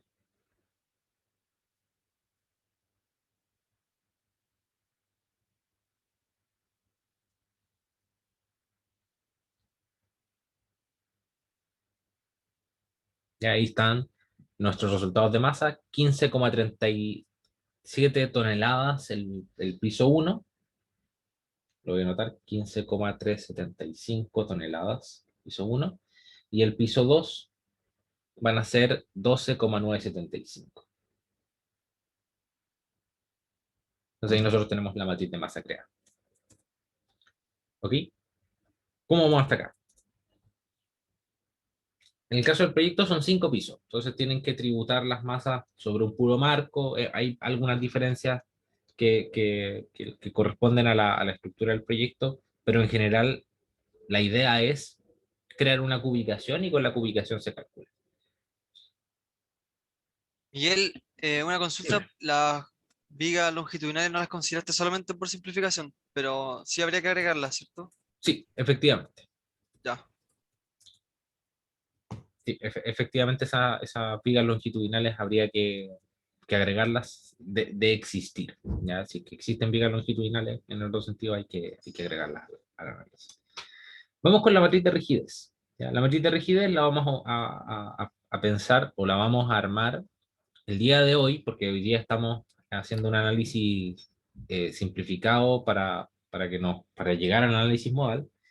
Vamos a hacerla utilizando lo que es el modelo de edificio de cortante, ¿ya? En el que consideramos que las losas son infinitamente rígidas y por lo tanto no participan, o digamos los pisos se mueven horizontalmente, ¿ya? Entonces, ¿cómo analizábamos esto? creo que en algún momento ya lo habíamos comentado anteriormente, que lo que hacíamos era ir moviendo cada uno de los pisos hacia la derecha. Vamos a ir moviendo cada uno de los grados de libertad de nuestra estructura, lo vamos a ir moviendo en una unidad y vamos a ir viendo cuáles son las fuerzas que se generan, dados los factores de rigidez que nosotros conocemos. ¿Ya? Vamos a hacer ese modelo de edificio cortante aquí. Primero, identifiquemos cuántos grados de libertad tenemos. En nuestro caso tenemos 2, ¿cierto? Porque tenemos un grado de libertad por cada piso. Es la característica del edificio cortante, ¿ya? El edificio cortante tiene siempre un grado de libertad por cada piso. Entonces vamos a llamarle a este Q1 y a este de aquí arriba le vamos a llamar Q2. Entonces esos dos son mis grados de libertad de, o llamémosles R en realidad, porque R1 y R2, porque normalmente se utiliza la letra R para estos casos. Entonces el edificio cortante normalmente tiene un grado, o siempre tiene un grado de libertad por piso, y lo que nosotros vamos a ir haciendo para utilizar el método de rigidez es ir moviendo cada uno de los pisos en una unidad y anotamos cuáles son las fuerzas que se me van generando, ¿ya? Entonces, paso 1. Vamos a decir que R1 es igual a 1 y R2 es igual a 0, ¿ya? Si yo tuviese más grados de libertad, hago que los otros también valgan 0, ¿ya? Entonces, si R1 es igual a 1 y R2 es igual a 0, ¿qué es lo que vamos a tener aquí?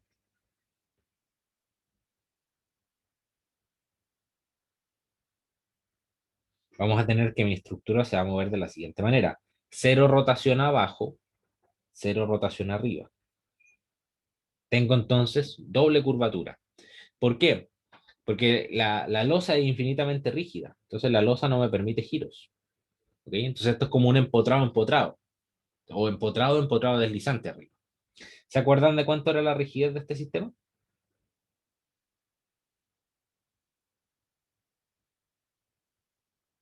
13i partido en el al cubo, creo, ¿no? 3. 3 EI dividido en el Q. Sí. Cerca, pero no. Cerca, pero no. Era la otra que usábamos comúnmente.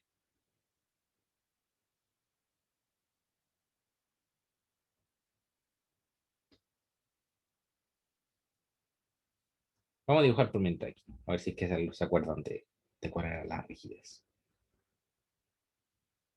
Ya, entonces observen que ahí estoy generándole la deformada a la estructura. Estoy manteniendo empotrados los pisos, ¿cierto? Porque no estoy aguantando o no estoy admitiendo giros en los nodos intermedios.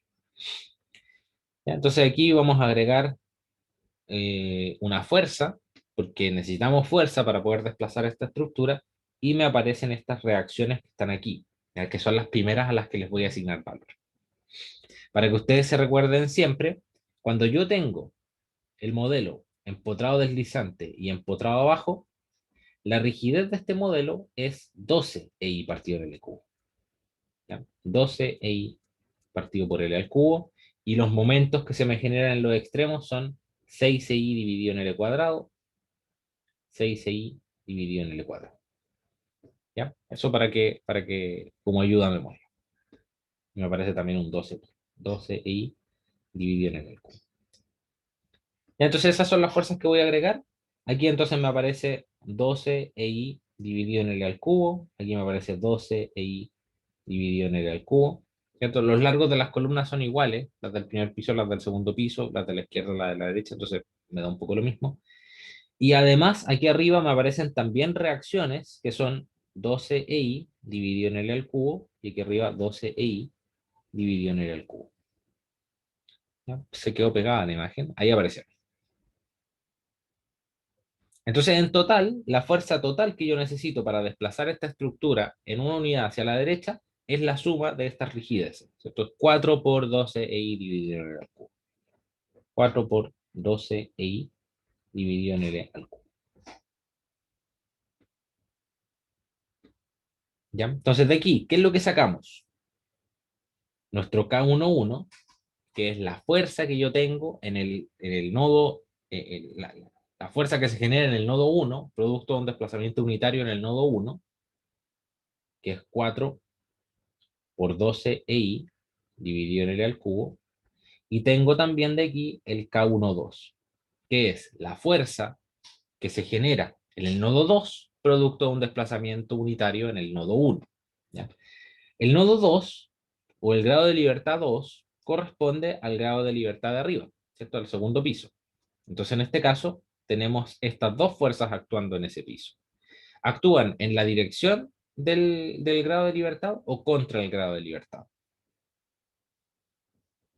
Contra. Contra. Entonces, el resultado de eso es que este K12 va a ser negativo. Menos 2 por 12 EI dividido en L al cubo. ¿Ya? Entonces ahora vamos y hacemos el segundo caso. Yo me imagino que ustedes no ven el chat, ¿cierto? Si pongo el chat aquí no lo ven. No, no sé. Ya, bueno. Entonces vamos al segundo caso. Recuerden que si tienen dudas, preguntan nomás. No se queden con las dudas porque después se acumulan y no le hace bien a nadie. Ya, entonces ahora vamos a mantener en cero el primer grado de libertad, o sea, el primer piso lo voy a mantener sin deformar, y el segundo lo voy a mover en una unidad hacia la derecha. Entonces el primero se mantiene sin deformar y el segundo se mueve en una unidad a la derecha. Entonces en este caso, la fuerza que estoy aplicando está aquí arriba para poder generar este desplazamiento unitario. ¿Y cuáles son las reacciones? Nuevamente, dado que la condición es empotrado deslizante empotrado, aquí abajo yo tengo 12EI dividido en el al cubo. Aquí abajo me aparecen 12EI dividido en el al cubo. Y aquí arriba, por lo tanto, la fuerza total necesaria para desplazar esta estructura en una unidad hacia la derecha es 2 por 12EI dividido en el al cubo. ¿Se acuerdan más o menos de esto? Me parece que vimos algunos ejercicios respecto de eso. Creo que eran un poco más complejos que este, de hecho. ¿Resulta natural o es medio raro?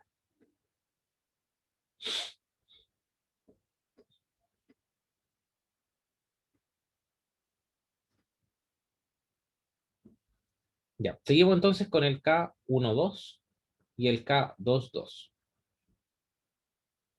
¿Cuánto valdría el K12 entonces? Perdón, puse los nombres al revés. K21 y K22. 24 EI partido en L cubo. Ya, pero el K21 Negativo. es negativo, ¿cierto? Menos 24, lo voy a colocar como 2 por 12 y dividido en el cubo. Y el K22 vendría siendo positivo. Esto 2 por 12 EI dividido en el cubo. Y con eso ya tengo armada mi matriz de rigidez K, pero de un marco. Entonces la matriz de rigidez K la voy a multiplicar por 2. ¿Por qué? Porque mi estructura, ustedes recuerden que se compone de dos marcos. Tengo este marco de aquí y tengo el segundo marco atrás. Entonces voy a multiplicar por 2 la rigidez. Cuando ustedes hagan su proyecto, el profe les va a pedir que analicen solamente un marco. Entonces este proceso ustedes simplemente van a tributar las cargas a un marco y después van a calcular la rigidez de un solo marco. Entonces no tienen que hacer esta multiplicación. Pero yo la verdad prefiero esta metodología de análisis si uno va a hacer análisis relacionales. Me parece que es más consistente entre masa y rigidez. Pero en realidad da un poco lo mismo. Entonces vamos a multiplicar por 2, ¿cierto? Porque este de aquí va a ser el número de marcos de la estructura. Lo vamos a multiplicar por la matriz de rigidez que nosotros armamos recién, ¿cierto? Que es 4 por 12i, 4 por 12i dividido en el al cubo. Este sería menos 2 por 12i dividido en el al cubo. Sería menos 2 por 12i dividido en el al cubo. Y esto sería 2 por 12i dividido en el al cubo. Ya podemos sacar algunos términos hacia afuera para poder calcular una constante y después armamos la matriz, ¿cierto? Podemos factorizar. Podríamos sacar aquí un 2, ¿cierto? Podríamos multiplicar afuera, me quedaría 4 por 12, ¿cierto? 4 por 12 es 48. Entonces afuera me queda 48 EI dividido en el al cubo, multiplicado por 2, menos 1, menos 1, 1.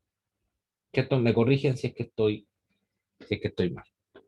Entonces esa sería mi rigidez total de la estructura. ¿Ya? Entonces, voy a agregar aquí algunas formulitas. El módulo de elasticidad E es 15.100 por la raíz de 250. Esto está en kilogramos fuerza por centímetro cuadrado. Vamos a ver cuánto da. Y nuestra inercia, en este caso, es la inercia de las columnas, porque las columnas son las únicas que están participando de la rigidez de la estructura. ¿Ya? No están participando las vigas. Recuerden que las vigas están permaneciendo indeformadas gracias a que las losas son infinitamente rígidas. Entonces, la inercia de la que estamos hablando aquí es la de las columnas, que en este caso sería 0,4 a la cuarta partido por 12. Entonces, B por H al cubo partido por 12. Y también agregamos un igual para calcular. Eso. Me va a faltar después hacerle el cambio de unidades de esto, de kilogramos fuerza a toneladas fuerza por metro, pero eso después lo vamos a ver. Al igual que antes, estas rigidezes siguen siendo simétricas para eventualmente corroborar. ¿A qué te refieres con simétricas? ¿A simétricas en el sentido de los dos marcos que estamos analizando? ¿O? Ah, ya, sí, sí, sí, es simétrica. La matriz de rigidez siempre es simétrica.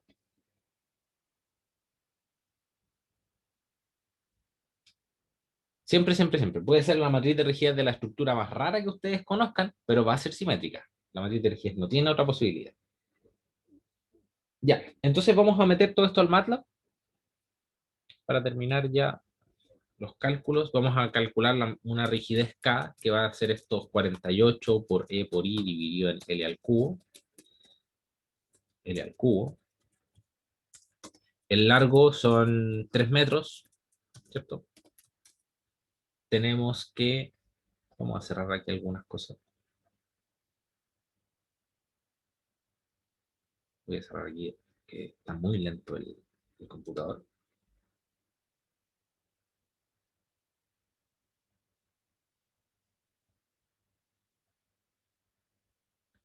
No sé si eso les traen bonitos recuerdos o malos recuerdos, pero algún recuerdo les traerá.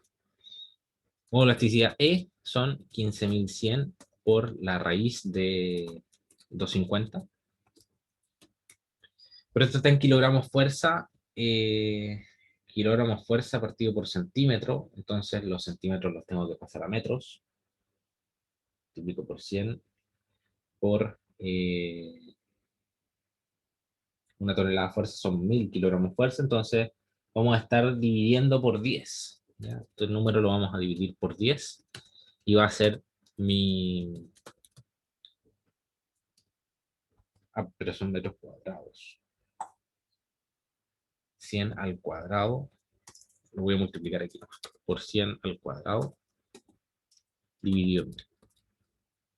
Ya estos 100 son para pasar los centímetros a metro, 100 centímetros cuadrados son un metro cuadrado, y estos 1000 son para pasar de los kilogramos fuerza a toneladas fuerza, ya porque esta formulita está en kilogramos fuerza por centímetro cuadrado. Con cambio de unidad. Y me falta la inercia, ¿cierto? Que la inercia son 0,4 a la cuarta partido por 12. Esto va a estar directamente en metros a la cuarta. Entonces aquí mi rigidez K me va a quedar en toneladas fuerza partido por metro.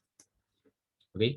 Y ahora armo mi matriz de rigidez K mayúscula, que va a ser igual a esta rigidez K, ese factor de rigidez K, que es el constante, multiplicado por 2 menos 1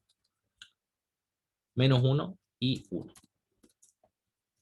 ¿Ya? Y ahí yo tengo mi matriz de rigidez K.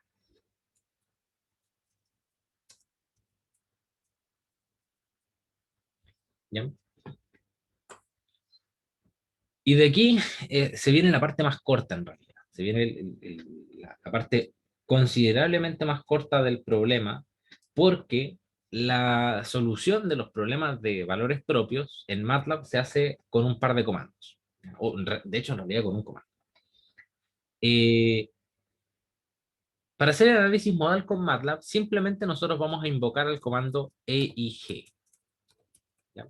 EIG de m a la menos 1 por k. ¿Ya? ¿Por qué? Porque lo que nosotros queremos obtener, si nos volvemos un momento a la diapositiva, el problema que queremos resolver es este que está aquí, ¿cierto? M a la menos 1 por k, por lambda por i, por phi igual 0. Entonces queremos resolver aquellos phi que cumplen con que esa multiplicación es nula. Lo que se traduce en que los omega i al cuadrado son los valores propios de la matriz m a la menos 1 por k. ¿Ya? Eso es lo que se traduce matemáticamente hablando desde el álgebra lineal. En eso se traduce la resolución de este problema. Y MATLAB, dado que es un programa de matrices, tiene una función para calcular los valores propios y los vectores propios de una matriz de este tipo. ¿Ya? Entonces, la matriz m a la menos 1 por k, tenemos que ver en qué unidad queda. Ya vamos a revisar eso después. Pero a la matriz m a la menos 1 por k le vamos a calcular sus valores propios, que van a ser nuestros omega cuadrados, ¿cierto? Porque están aquí en el problema como omega cuadrado. Y después vamos a calcularle sus vectores propios, que van a ser los phi, ¿ya? Que son estos que aparecen aquí. Vámonos a MATLAB, vamos a ejecutar este comando m a la menos 1 por k, que este comando es cómo estar calculando la raíz de k partido por m, ¿cierto? Ustedes vean que m está a la menos 1, entonces como partido por m, pero está premultiplicando a la matriz de rigidez k, entonces por eso es que tengo que colocarlo de esa manera, ¿ya? Entonces estos son los valores propios de la matriz m a la menos 1 por k. Ahora, un poquito más antes de realizar la operación, si es que nosotros hacemos la raíz cuadrada de k partido por m, ¿qué es lo que vamos a obtener en este caso? ¿En qué unidad nos quedó la rigidez k? Toneladas fuerza por metro. ¿En qué unidad estaba la masa? Toneladas. ¿En qué unidad vamos a obtener la raíz cuadrada de eso? En 1 partido por metro bajo raíz. ¿Eso se corresponde con la frecuencia? No. Entonces tenemos que hacer algo. ¿Qué es lo que hacemos? Ya este problemita creo que ya lo habíamos comentado antes, así que ustedes me dirán qué hacemos. Multiplicar por G, ¿Qué cosa? ¿La K o la el M? K. El K. ¿Cierto? Entonces el K lo vamos a multiplicar por G, cosa de meterle aquí adentro, por 9,81 metros partido por segundo cuadrado, cosa que me desaparezcan los metros y me quede en unidades correctas. ¿Ya? Entonces nos vamos aquí de nuevo al MATLAB. Toda esta operación de aquí, si es que vamos a multiplicar el K por 981, simplemente lo podemos multiplicar aquí adentro. ¿Ya? Entonces el 981 me va a multiplicar el K, se va a dividir por la masa y voy a estar calculando los valores y vectores propios, porque esa es la gracia del comando EIG. ¿Ya? Vamos a probarlo aquí abajo. Vamos a dejar aquí esto comentado. Vamos a ejecutar esto para que se cree mi matriz de rigidez K. ¿Cierto? Ahí está mi matriz de rigidez K ya creada. Y vamos a probar el comando EIG para ver qué es lo que me entrega.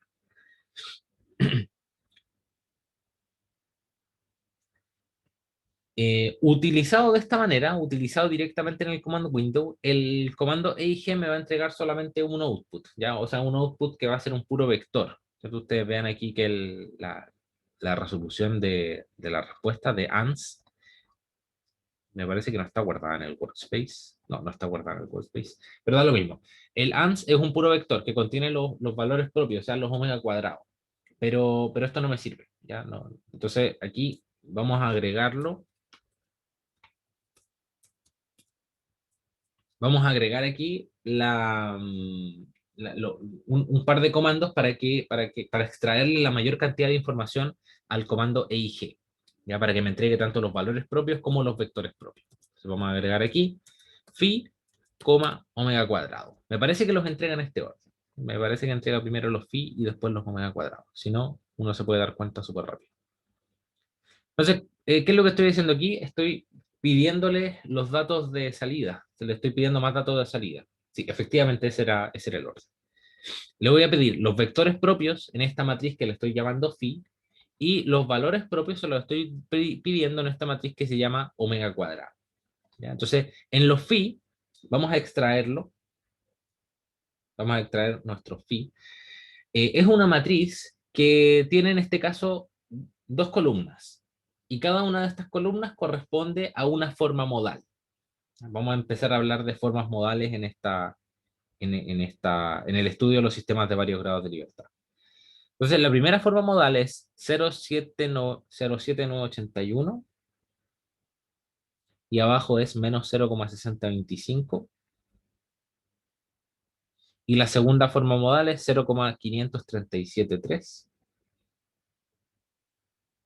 0,5373. Y la segunda es 0,8434. Ya, esas dos formas modales ya las copié. Y nuestros omega cuadrado, ustedes fíjense que en realidad esto no es una matriz porque tiene valores solamente en la diagonal. Entonces voy a extraer solamente los valores de la diagonal del omega cuadrado. Vale, 1,59 por 10 a la 4. Ya, vamos a pedirle aquí format bank para que me muestre los valores de phi. Ahí tenemos el phi y el omega cuadrado que está acá. ¿Ya? El omega cuadrado tiene dos valores que vendrían siendo 15.915,91 y 2.485,14.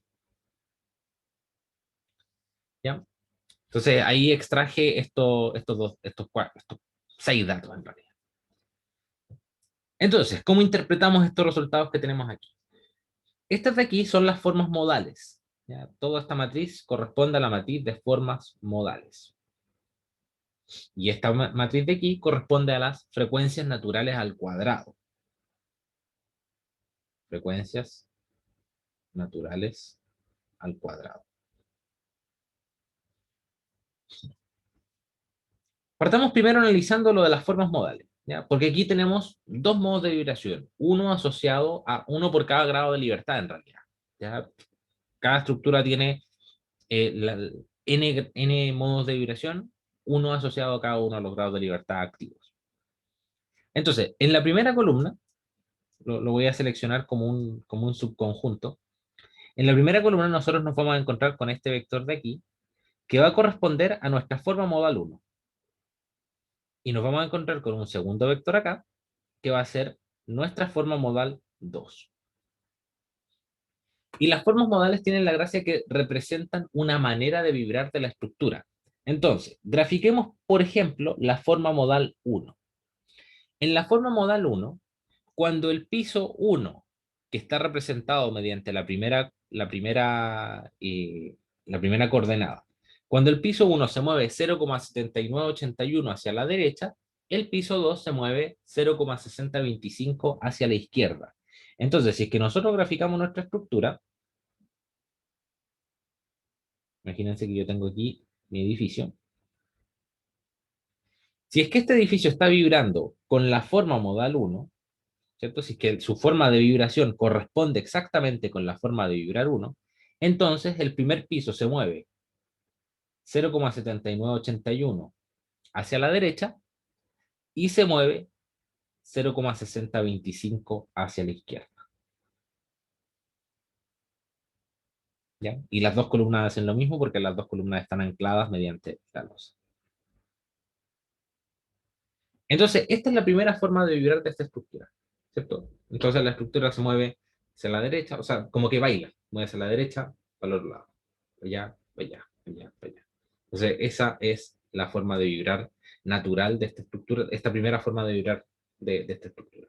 Ya piso 2 por un lado, piso 1 para el otro. Y la frecuencia a la que vibra a la frecuencia a la que vibraría la estructura, si es que vibrara de esa manera, corresponde a esta frecuencia que nosotros podemos extraer de acá. ¿Ya? Entonces vamos a hacer el cálculo de la frecuencia omega, que vendría siendo la raíz cuadrada del omega cuadrado. 126,16, lo voy a anotar aquí en la pizarra.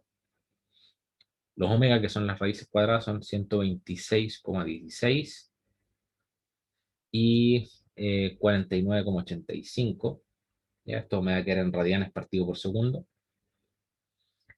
Y los periodos de vibración, que también los podemos calcular, son 2 por pi partido por omega. ¿Ya? Serían 0,05 segundos y 0,13 segundos. Ya los anoté en la pizarra para que los tengan ahí. Ya estos periodos de aquí se calculan como 2pi partido por omega. ¿Ok? Entonces, esa vendría siendo la primera forma de vibración, y dado que es una manera de vibrar, es decir, esto va para un lado, va para el otro, va para un lado, va para el otro, nosotros podemos representar esta forma de vibrar mediante este envolvente. ¿Ya? Porque en realidad la estructura, cuando vibra de esta manera, puede irse para un lado o para el otro. ¿Ya? No sé si se entiende un poco este concepto de forma de vibración. Ustedes pueden ahí visualizar que es una manera en la que la estructura vibra. Y en el segundo modo de vibración, los dos pisos van para el mismo lado, ¿cierto? Si es que el piso 1 va a 0,53, el piso 2 va a 0,84. Grafiquémosla y con eso terminamos.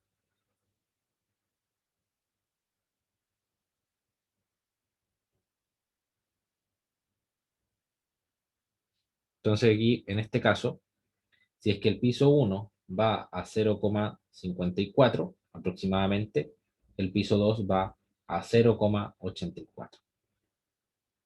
Entonces también se replica por acá, más o menos ahí. Y esa sería la segunda forma de vibración con nuestro phi 2. ¿Ya? ¿Cuál es el periodo de vibración en este caso? 0,13 segundos. ¿Ya? En este caso el periodo de vibración es 0,05 segundos.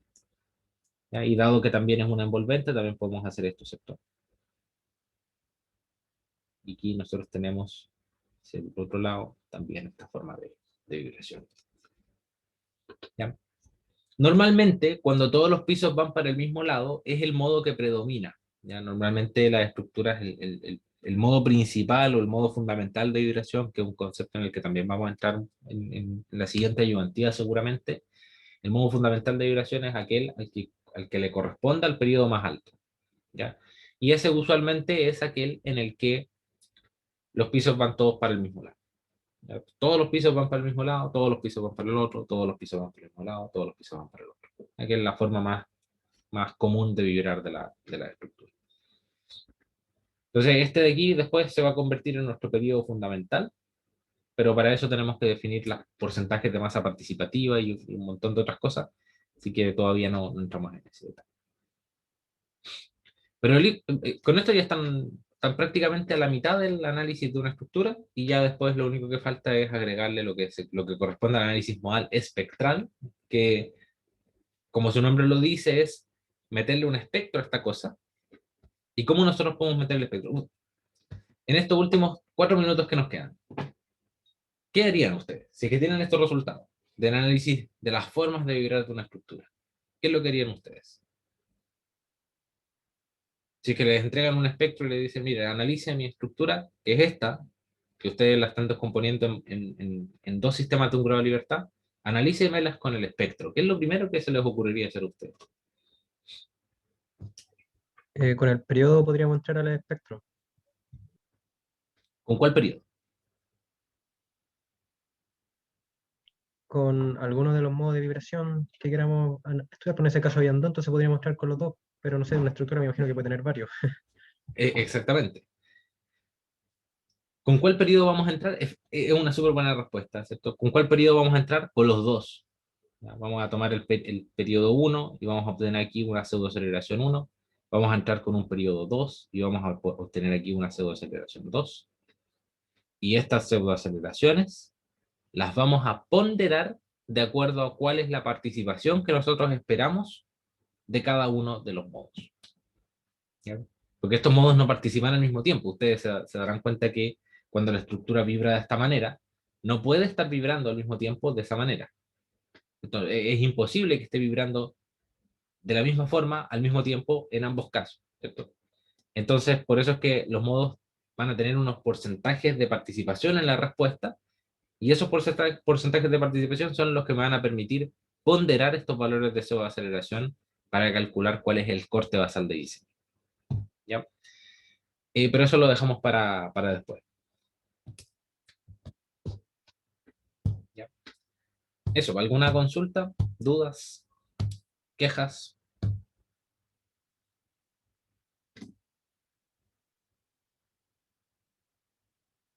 Miguel, ¿Sí? a mí una duda que me perdí en un momento, cuando tú tenías el vector ese, el phi que tiene el phi 1 y el phi 2, ¿cierto? Es el que Ujú. sale directamente de MATLAB, ¿cierto? De ocupar el comando EIG.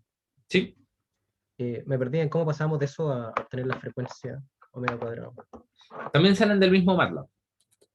Ya, o sea, lo que pasa es que aquí hay una cuestión teórica o sea, hay una cuestión matemática del cálculo de los vectores y valores propios. Pero el comando EIG me entrega las dos cosas. Me entrega los phi, que son los vectores propios, y me entrega los omega cuadrados en realidad, que son los valores propios del problema. Entonces aquí están los omega cuadrados, que son 15.915 y 2.485. Ahí están los omega cuadrados, que son esos.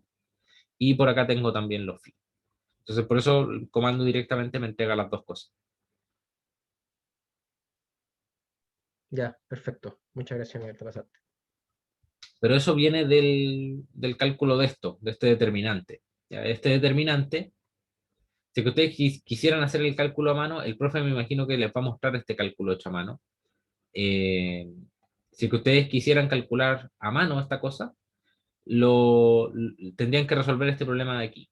Entonces, este determinante o esta ecuación les va a quedar una ecuación en este caso de segundo grado, porque estas matrices son de 2 por 2, así que puede ser una matriz de 3 por 3, que haría un polinomio de grado 3, y así sucesivamente.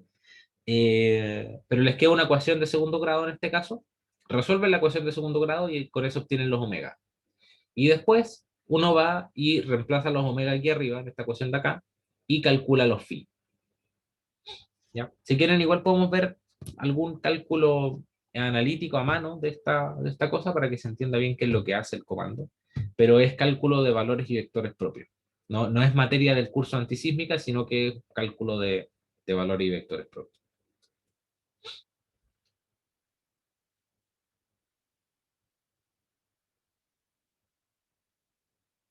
Ya, estamos en la hora entonces. Voy a dejar de grabar. Ahí, si tienen alguna duda.